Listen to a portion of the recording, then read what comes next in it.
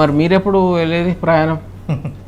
చూస్తా వాళ్ళు ఎప్పుడు వస్తా అంటే అప్పుడు వాళ్ళని పోయి తీసుకొని వస్తా. వాళ్ళు తీసుకొచ్చారు కాదు, మీరే పోవడం. ఇప్పుడు నా మాట నేను ఎప్పుడు అన్నకు వస్తాను, నాది పెండింగ్ లేదు.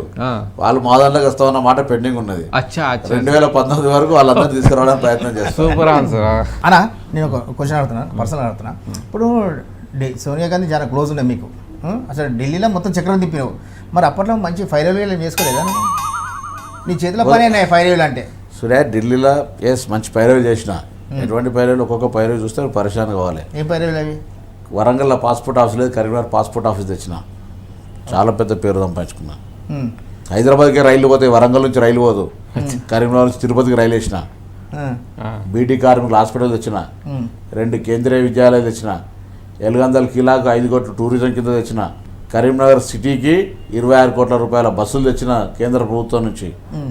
అట్లా నర్సింగ్ కాలేజ్ తీసుకొచ్చిన. అట్లా మస్తు పనులు చేసిన. అసలు నువ్వు కొద్దిగా అసలు ఇప్పుడు ఒక పని చేద్దాం, నిజంగా మాట్లాడుకుందాం.